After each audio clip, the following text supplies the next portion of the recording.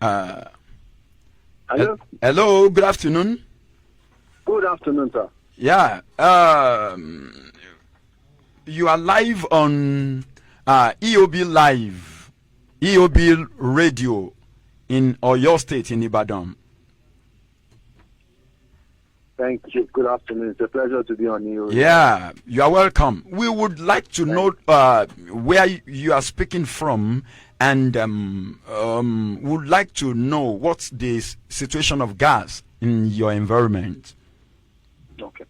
I'm actually calling you from, or shall I say, I'm listening to this call from Lagos, somewhere in Maryland. All right. Okay. Now, when you say gas, I'm sure you are referring to LPG. Yeah.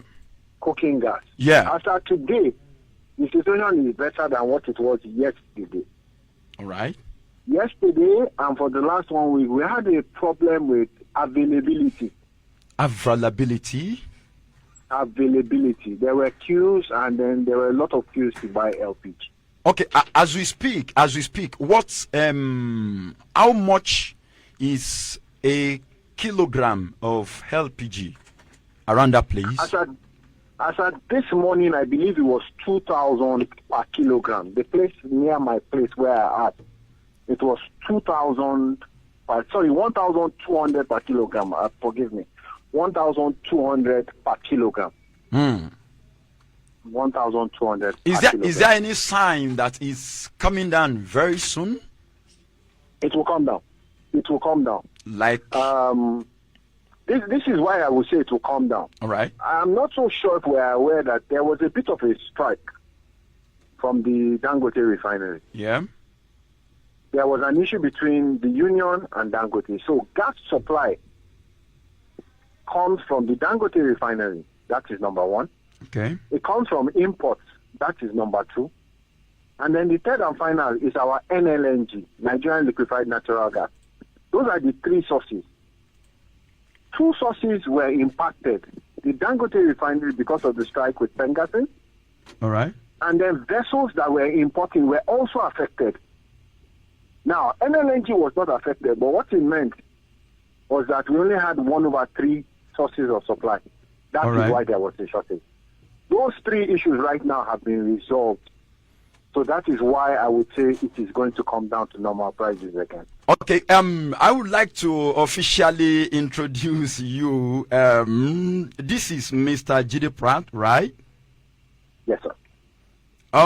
For the sake of people who do not know Jide Pratt, I would like to take you through who you are listening to.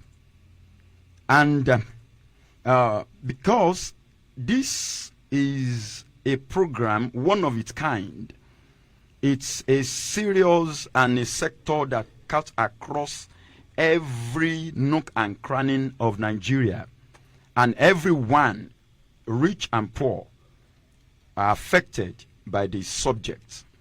Mr. Jide Pratt is popularly known as JP, is an oil and gas industry executive with over 20 years experience in sales, marketing, business development, trading, business operations and development, people management and supply chain across West Africa. Okay?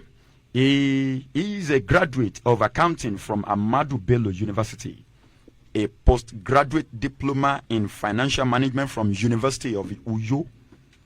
JP has also undergone several executive leadership trainings at Lagos Business School, highly renowned and revered Harvard, and MIT Boston. He combines his role at TradeGrid, a digital e-commerce platform, with being COO of Iona Nigeria Limited, a company who manufactures and sells a brand of LED and solar lights. Importantly, he is also principal consultant at Cortvis Energy, providing advisory and consulting services in the energy sector with a keen interest in just energy transition. I want to welcome you again, Mr. Jide Pratt. Thank you very much, sir. Eshikon, thank you very much, sir. Oh, there are a few questions we would like you to help us make sense out of it. And I would like to begin from one of your quotes on your X page. I think the one you dropped last night. You said, the departure theory states that travel isn't just about distance, it's about release. You let go of routines, expectations, and the version of yourself shaped by familiarity. I underlined that. Every journey is a reminder that growth begins when you step beyond what you've always known. And I ask, is Nigeria ready for the fulfillment of this theory? Very interesting question, sir. Very interesting question. If I had to answer that question, sir, this is what I will start with. All right. Nigeria is not where she used to be. Nigeria is not yet where she needs to be. Okay. However, Nigeria is a destination to get to where we will call Uhuru. Now, why did I say that? Every time we get uncomfortable, it means that there needs to be a movement. It could be one of two things. Yeah. Either we have outgrown where we are as a position, or we are not fully optimizing what we are meant to do in that place. Okay. So think about it this way. When our children are born, we all bless God and thank God.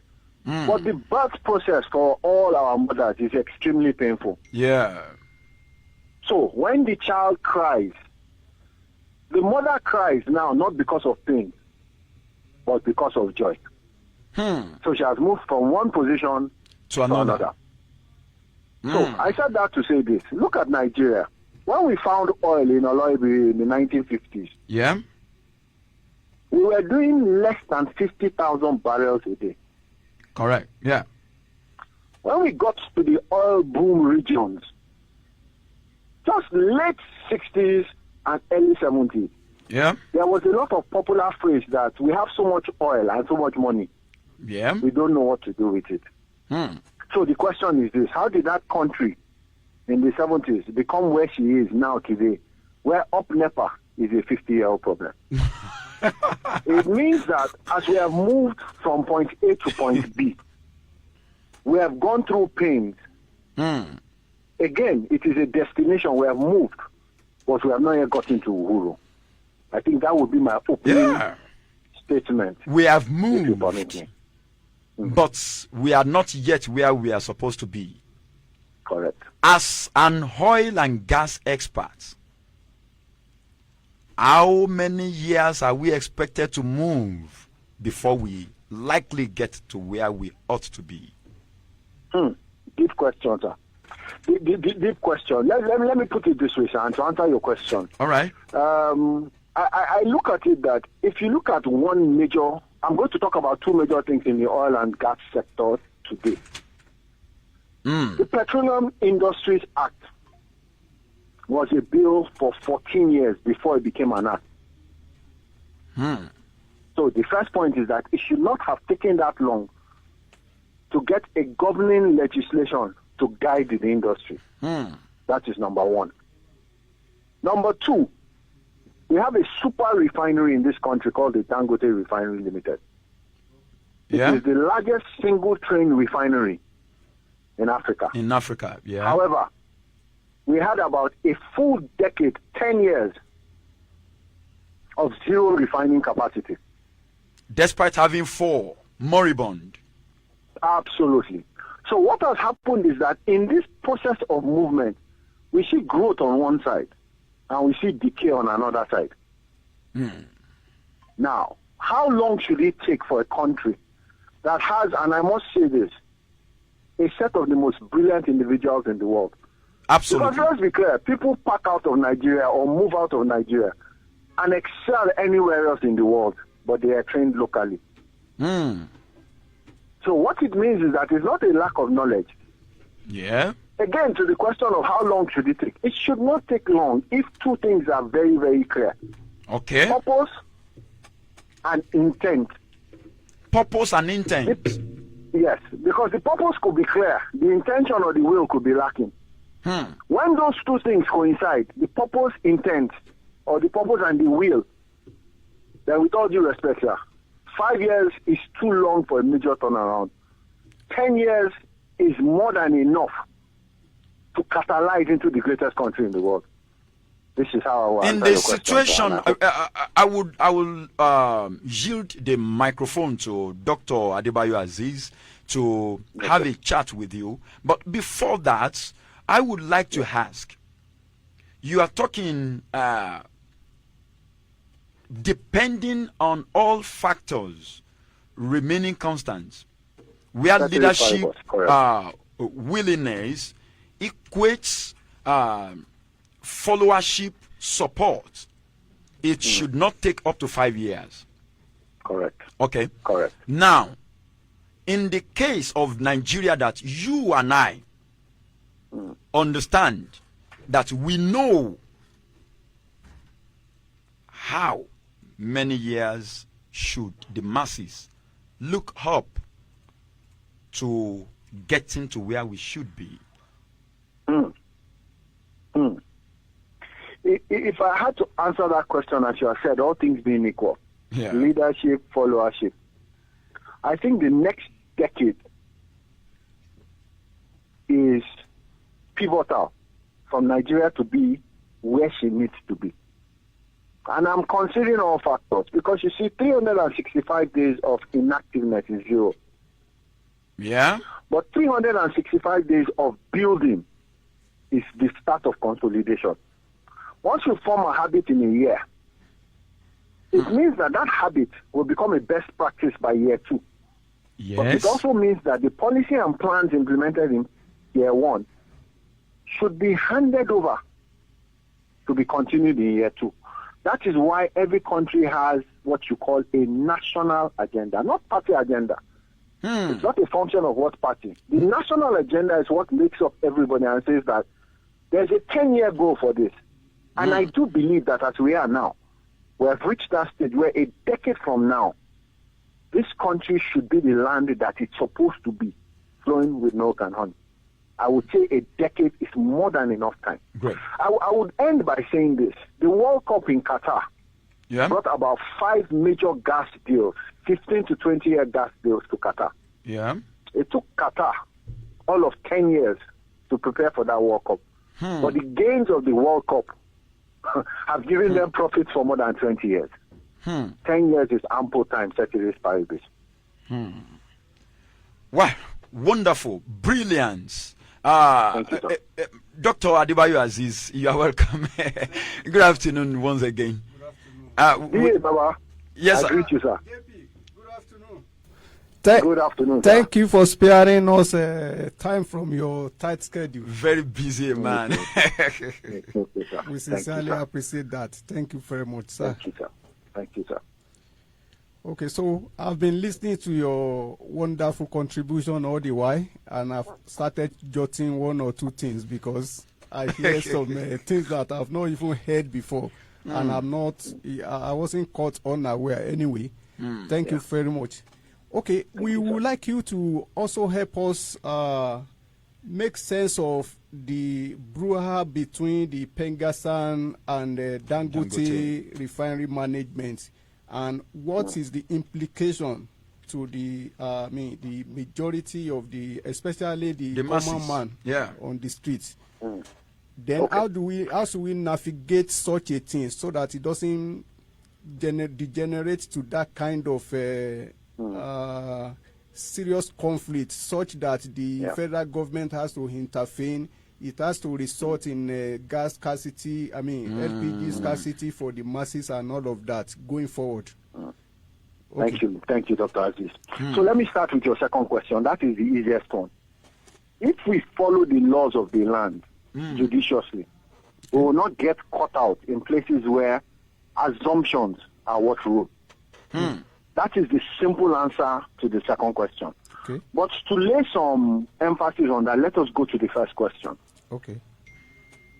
The start of everything, and again, when I was talking earlier, I talked about the fact that for over a decade, we didn't have refining capacity. So when refining capacity came in, an individual decided that, look, I'm going to raise $20 billion to build a super refinery. And let us be clear, what is the job of any refinery, be it modular or super? It is to crack crude into derivatives or distillates. So look at it this way. If we want to buy petrol today, you can never drive to an upstream wellhead. No. No. You can't go and buy crude from the pump in any petrol station. No. So it means that that product has been cracked, that's gone through a refining process. So we can buy petrol, we can buy diesel, we can buy LPG, we can buy oil, engine oil. There are so many different products that come from a liter, so a barrel of crude oil. Crude oil. Now, so when that refinery came into place, it stopped one thing. It stopped us having to take out crude oil Yes. under what you call the DSDP, direct sales, direct purchase, Direct purchase. to bring in refined petroleum products. It stopped that, so it closed that gap. However, let's move forward. Okay. To capture market share, there were already people who have been doing this business for 20, 30 years. So they had built what you called integrated supply chain models. So they built tank farms, Yes. they bought ships, and then they built retail stations, which trucks used to move from depot to underground tanks in retail stations. Okay. It is important I add this for context. Okay. Every supply chain model has a warehouse. So think about cement. Cement is manufactured and it is stored in warehouse. That is how you have the distributor model. Think of breweries.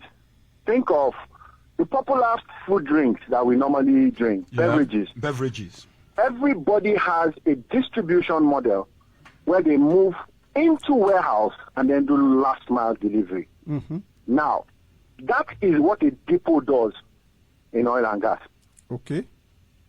Every time a refinery refines petroleum products, she stores it in her internal tanks.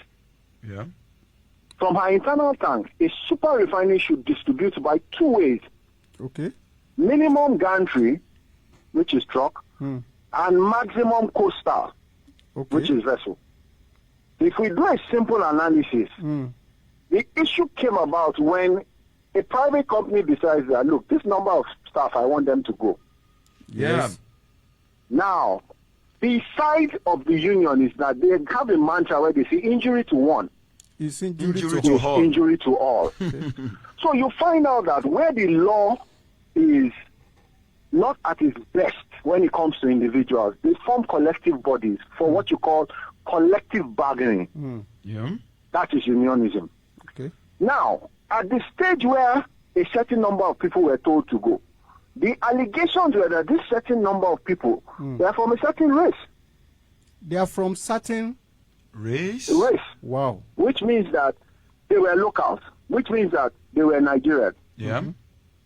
That increased the anxiety on the union side. That is this thing selective or is it across board? So they stepped in. Now, if they stepped in, the question is this: what is the antecedent of the union? Okay. If the union had cried wolf so many times and people believe they don't have our best interest, then people will look at their interest in this as, what is wrong with you people? Is it every time? But we must also be clear about one thing. Okay. The union will look at it that if we're quiet at 800 people, then we will have no mouth to speak at 8,000 people. Yeah. So the question now is this. In that balance for power, what can they use as leverage? There are some things that are termed national security. You can't hold power. Yeah. You can't hold gas. These are government assets, quote and unquote. Yes. And you cannot use it as a bargaining tool. Yes. So at that stage, the question now became, had the union overstepped their bounds? They are bound.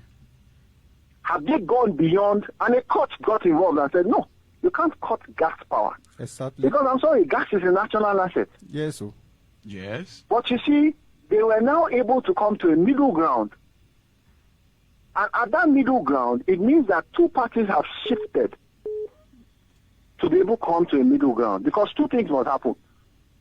You cannot hold the country of 200 million people to ransom, be it a private organization or be it union. Mm-hmm. Again, if a union decides that, look, these private individuals are citizens of the Federal Republic of Nigeria, they have a right to association. That is a fundamental right. You cannot waive it aside. Mm. Now, if a foreign company or a local company comes to do business in Nigeria, then you are bound by the tenets and the laws of the Federal Republic of Nigeria. Yeah. So whether you are a private individual, whether as long as you are doing business in this Federal Republic of Nigeria, you must the laws of the land must be a guide. Mm-hmm. So back to what we said. We're now going a bit to the second question. Yeah. So it means that if the law is written and it is clear, why is it now subject to interpretation or misinterpretation? That is wrong. It should be what it is. If you do A, the penalty is B. Mm-hmm. Shikena, there is no hard talk in this thing. But you see, we jostle for positions as human beings because we give ourselves more relevance than we need to. In a super refinery in a country, that is a major plus. Yeah. But the distribution model in the country must be such a way that if you want to load 4,000 trucks, and if we do a simple calculation, okay, 4,000 trucks times 45,000 is 200 million liters. It can never be the most efficient to move it by truck. Ṣòfẹ́ di ògbóǹtarìgì agbóhùnsáfẹ́fẹ́ tó tó gbangba sùn lọ́yẹ. Royal Sky Media Academy lójútùú tó tọ́ tó yẹ kó o tọ̀ láti jèrè àfojúsùn rẹ̀. Ibẹ̀ ni wọ́n ti là ọ́ ní tinútòde ìlànà tá a tọ̀ tá a fi mókè tá a sì fi dọ̀jìnì nídìí iṣẹ́ ìgbóhùnsáfẹ́fẹ́. Àwọn àǹfààní tó jẹ nìwọ̀nyí tó o bá darapọ̀ mọ́ Royal Sky Media Academy. Lílo irinṣẹ́ ìgbàlódé pẹ̀lú àwọn àgbà ọ̀jẹ̀ tí ó mọ wà pẹ̀lú rẹ̀ lóòrèkóòrè. Ìwọ náà sì lè máa kọ̀ròyìn, kàròyìn, ṣàgbékalẹ̀ ètò àti bá a ṣe ṣàmójútó rédíò. Bá di pèdèpèdè bó la ṣe sọdowó tí òfin ní dẹjọ́ lásán kó o sì tó ṣe tán ló ti máa ṣe wò fúnra rẹ̀ nínú kunu Royal Sky Media Academy. Ìgbaniwọlé ń lọ lọ́wọ́lọ́wọ́ báyìí kí wọn náà lè jálábà pín nínú àǹfààní tí Royal Sky Media Academy ṣàgbékalẹ̀ rẹ̀. Kàn sí wa lọ́fíìsì EOB tó wà ládojúkọ AK Filling Station Niger West Challenge Ibadan pé 08032241926 Royal Sky Media Academy yóò sọ di ògbóǹtarìgì agbóhùnsáfẹ́fẹ́. Ẹ káàbọ̀ padà láti ojú ọjà yín tí ẹ ń wò wá lórí Facebook ẹ má bínú ọ̀gbẹ́ni Jídé Pratt ó ní àjọ ń tàkùrọ̀sọ lórí ètò yín ètò wa láwùjọ wa. Ẹ wò bí ẹ ti ń gbọ́ mi bẹ́ẹ̀ ti ń wò mí ẹ máa bá mi share rẹ̀ ó ṣe pàtàkì o ẹ máa bá mi share rẹ̀. Mo fẹ́ kó tó di pé máa gbé Mr. Jídé Pratt wọ orí agbágbé yìí. Ìròyìn tá à ń gbọ́ ni ó pé gáàsì wọ́n kọ̀ wọ́n kò dé àwọn agbègbè kan lórílẹ̀‐èdè Nàìjíríà. Ara agbègbè tí wọ́n dẹ̀ sọ pé kò dé òun náà ní ìpínlẹ̀ Port Harcourt, ìpínlẹ̀ Rivers ní Port Harcourt. You are welcome, sir, Mr. Jídé Pratt. I hope you can hear me. Yeah, very, very clearly. Fantastic. We needed to pay some bills the other time, and it was at the mid of your explanation, and I would like to ask, and for clarity's sake, yesterday when the federal government tried to mediate between PENGASAN and Dangote Refinery, represented by the Vice President, Senator Kashim Shettima, He said, Dangote is not an individual, but an institution. Hence, it should be protected. Now, he also said, the refinery is a national asset. And as such, everyone, including the government, should ensure that the refinery thrive. I would like to say it this way. If Dangote's private, emphasis on private, refinery is a national asset and should be protected, then what happened to other moribund refineries? Interesting. And I like the severity of your question, sir. So let's put it in perspective. If you invest, and again, we're going back to some of the things we've mentioned, the vice president is very clear about one thing. Yeah. If you take $20 billion to invest in a refinery, there are so many destinations in the world that have coastal waterways that you can do it. Yeah. So if a person decides that I'm going to put this money in the country of my birth, then that is what the president refers to as a national asset, which is the refinery. Yeah. Now, go back to the fact that this same person has taken monies into different ventures in Nigeria. Yeah.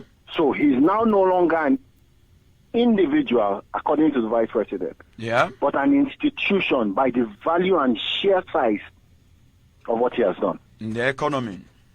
Yeah, to the economy. So that said, let's move on to the next stage. It now means that in terms of protection, what you mean is that you will deter any other person who decides to put $1 billion in Nigeria if they do not see an enabling environment for that $1 billion to thrive. Okay. Now, Alhaji did not decide to do this for altruistic reasons. He's a businessman. Make profit. So the first thing is that I'm going to build something that is needed. Don't forget, we have said for over a decade, the other refineries were moribund. Yeah. So let's backtrack. If you build or buy a car in 1960, for the first 4 to 5 years, the only thing you're really going to do is oil change, Yeah. tire change, battery change. But as that vehicle begins to reach 7 years to 10 years, you are going to begin to change a few things. Maybe shock absorbers, Right. maybe 1 or 2 lower arms. Yeah. Brake pads of yours will go. So what am I trying to say? To keep that car running, you must continue to service it according to the manual that it came with. Drain oil at so and so. Change those and so parts. Now, refineries became moribund because as they started approaching 40 years, most of them had missed their turnaround maintenance. And where they didn't miss it, I get stand to be corrected. All right. Those turnaround maintenances were done in a shoddy manner. At a certain stage, I would say, and again, I stand to be corrected, that some of those refineries might have become tools for being cannibalized. So one part is obsolete. It's no longer working. Okay, take it to the other side. What it means is that on this side that you've not fixed or replaced, what has happened is that it has become less efficient and ultimately obsolete. So when you want to, a refinery that is ailing is different from a refinery that is moribund. Moribund is near death. Yeah. Ailing means that with the proper maintenance, remove this, replace this, we can turn it around. So what has happened with the refineries is that over time, they began to decay, and what you don't fix or use will continue to decay. That is what happened. So let's switch it to the super refinery we have now. The super refinery is a refinery that has been built by, again, while the vice president calls him an institution, and no disrespect to that statement, is an individual. So he's going to ensure that this refinery keeps on working for the full time on which we're going to amortize this asset. if we're going to amortize this asset for 50 years, then it will work for 50 years. Yeah. However, there are older refineries in the world, and they're still working. Now, they're working because the turnaround maintenance and best buy dates were met in terms of servicing. That is the difference. Once you don't service something as it went due and begin to pump money, it's going to become suboptimal and inefficient. In my opinion, that is where we've gotten to with our national refineries. So I don't know if that answers your question. Yeah. I don't know how you're going to respond to this question. Anyways, are you not afraid of Dangote's monopoly? It's a very simple answer. And the answer for me is yes, everybody is. Everybody in the sector is, because of two things. When a super refinery comes, nobody can compete with the sheer size of her efficiency. Nobody can meet her product quality because she has what you call a high Nelson index. So again, going back to what we talk about when we say that if an industry has 40,000 people employed, the addition of a super refinery should increase the number of people to, let's say, 45,000 or 50,000. In a situation where 40,000 reduces to 30,000 and then the refinery absorbs 10,000, it's a zero-sum game. So the job for the government of the country is to ensure all players in that space play based on quality and ability, so that the gross domestic product of the country increases, not reduces.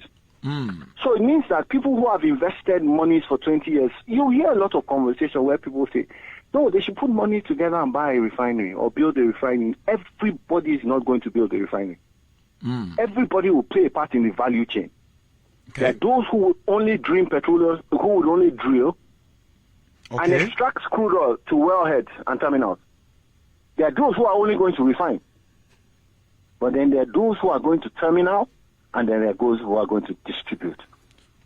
Wow. Every party must play in this country for everybody to have a stake, and that is what drives competition. I will say this finally. If you build a single train refinery, as we have, which is a super refinery, when you turn around maintenance, the chances that you'll be able to produce more than 10 to 12% are extremely low. Because you're going to close down your CDU. So what needs to happen is that, and again, let's not mistake what I'm saying.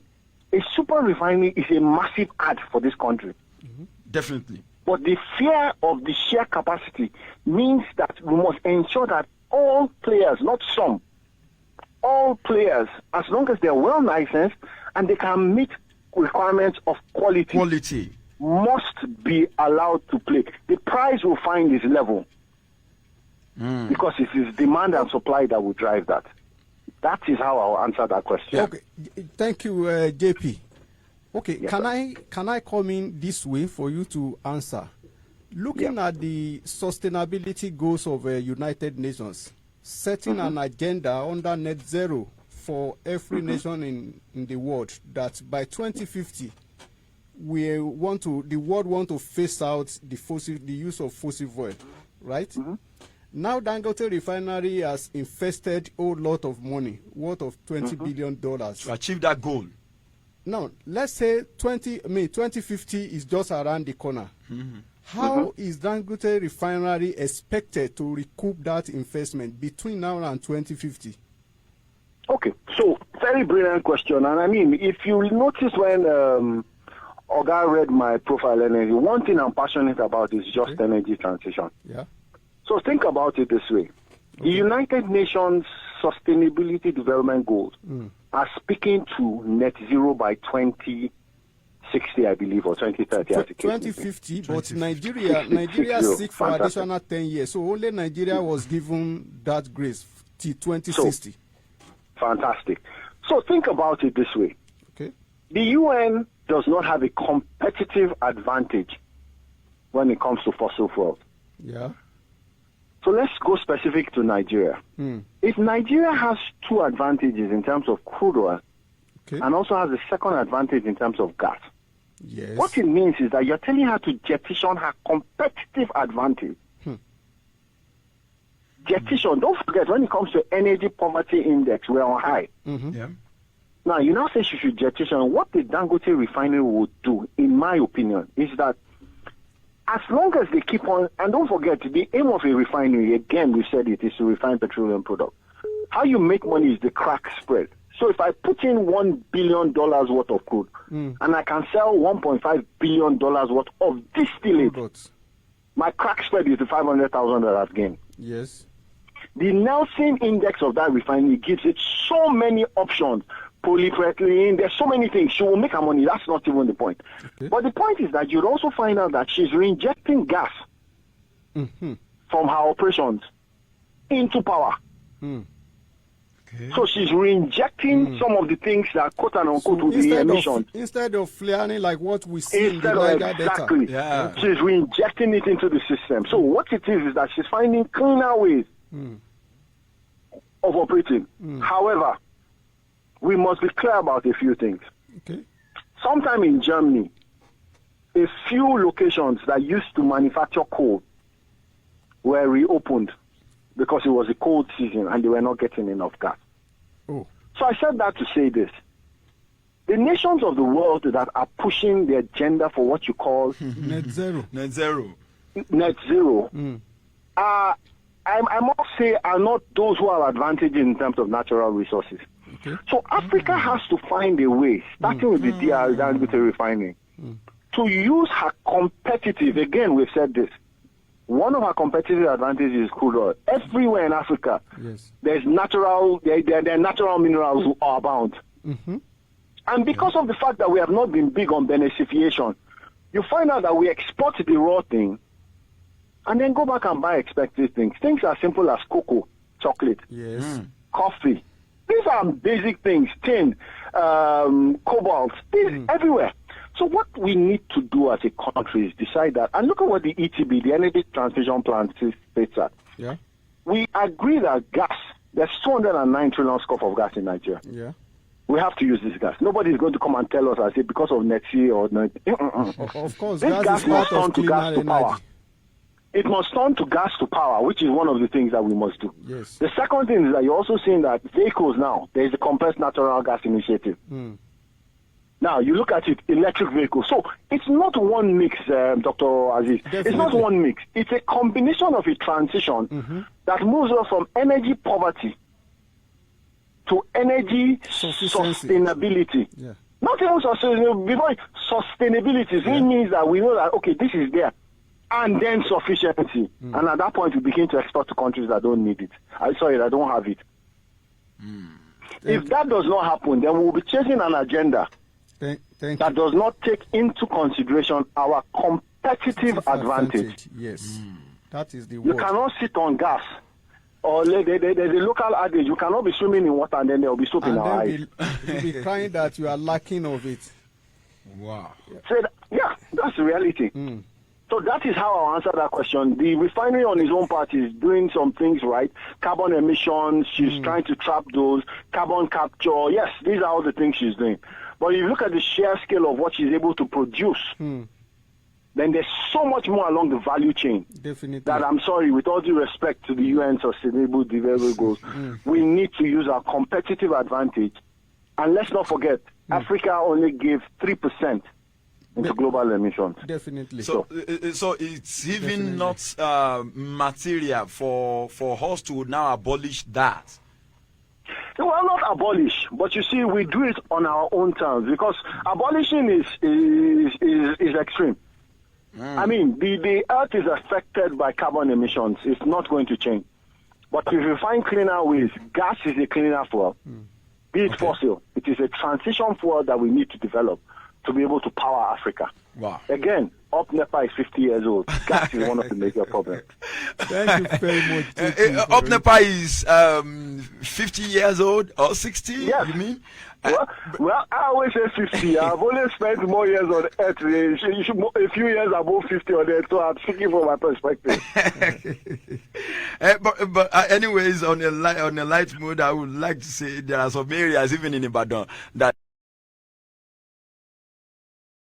even after several years of NEPA being reformed or transformed or sold to all these It's now renewable energy. and all. Well, it was nice speaking with you, sir. Thank you, sir. We've been having JP, that's Mr. Jide Pratt, on this side of the program, and Mr. Jide Pratt, for those who are just joining, is an oil and gas industry executive with over 20 years experience in sales, marketing, business, and to cap it, is the principal consultant at Vase Energy. He provides advisory and consulting services in the energy sector. He has done that wonderfully well this time around, and we are so glad that we called you a big fish. I would like to say that a big fish in our nets this evening, and we really want to appreciate you for yielding to this national call. To this national call. Hopefully, Nigeria will be great, and our talks will not be in vain. I would like Dr. Adebayo Aziz to appreciate you before we part from this side. Anyway, Jide Pratt, JP, as we usually call him, is my boss anyway in the industry. And thank you, JP, for inviting you to the program despite your tight schedule, and you are able to spare us this time. We sincerely appreciate you on the program. On behalf of Mr. Dr. Olusegun Enitan Bamidele, EOB, and that's the chairman management of EOB Live Radio. Thank you very much for heeding our call, JP. Thank you very much. Thank you. All right. Thank you so much. We